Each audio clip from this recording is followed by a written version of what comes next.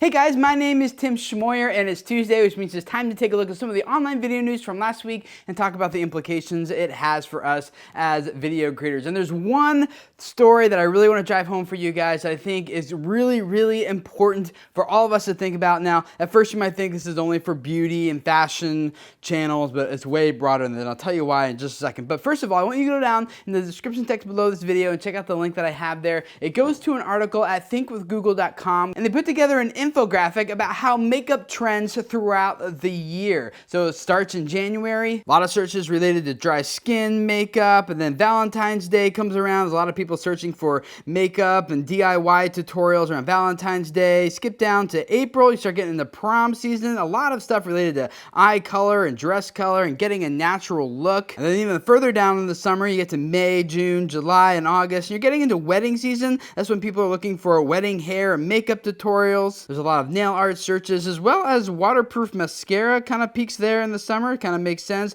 Oily skin becomes something towards the end of the summer, around in August. And then you get down a little bit into October, and of course you have a big makeup spike for around Halloween. In fact, Halloween videos account for 57% of seasonal makeup tutorial views as of August of 2014. Going a little bit further into the year, you get to November. Of course, you have Thanksgiving. A lot of people searching for things around that. And if you're a guy, Movember, a rise in mustache wax searches, mostly in California, New York, Illinois, Texas, and Florida. And then finally, December, the holidays. You get a lot of people searching not only for different holiday DIY tutorial makeup stuff, but also for popular gifts. And if you're a guy, they're searching for beard grooming related products and how to grow a beard and how to trim a beard, products like that. So if your channel falls into a category that this type of data might be helpful in how you structure your annual content calendar on your channel, definitely go down there and check out that full post. But this is still something that's really valuable for the rest of us to remember, even if we're not in those different industries. Definitely look at the trends that are happening around different times of the year in the niche that you're in and make content that's relevant for that, so that when people go searching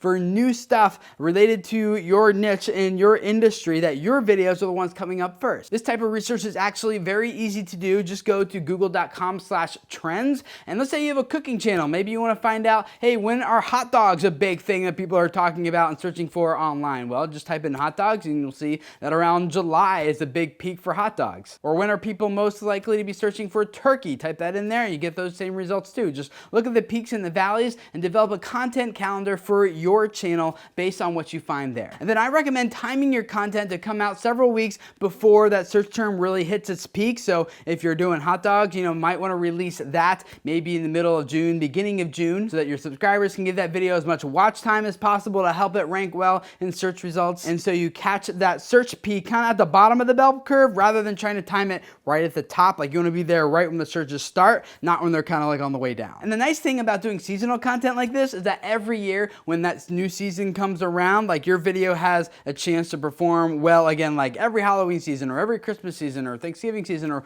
whatever the case may be. So dig around on Google Trends a little bit. The link to it is in the description text below, and start finding what are some of the major search terms and when do they happen in your industry. I would love to hear from you guys in the comments below about how maybe you've implemented this on your channel and how maybe you've already been structuring your content schedule on your channel to reflect what people are searching for in your industry. And if you haven't, maybe go do a little bit of research and then come back and comment and let us know what you discovered and how that's going to influence your content going forward. And the rest of you guys, go down there and read each other's comments. Would love it for all of you guys to kind of give input into what each other's doing, help each other out. That'd be awesome. And if this is your first time here, I would love to have you subscribe. Every week we do a video just like this to keep you guys up to date with what's happening, what's changing in the online video news. Tomorrow on Wednesdays, I will give you guys some YouTube tips, advice, suggestions, ideas, and then on Thursdays we do some YouTube Q&A where I take a question from one of you guys and I do my best to answer it here to help you guys out with what you're doing on your channel. And I do all this because I really do believe that a lot of you guys have messages that need to spread, that people need to hear, and I want to do everything that I can to help you guys grow your channels and your audiences so that the people who need to hear what you have to say can just find you and hear what you have to say. So thank you for letting me be a part of that. Subscribe, and I'll see you guys again tomorrow. Bye.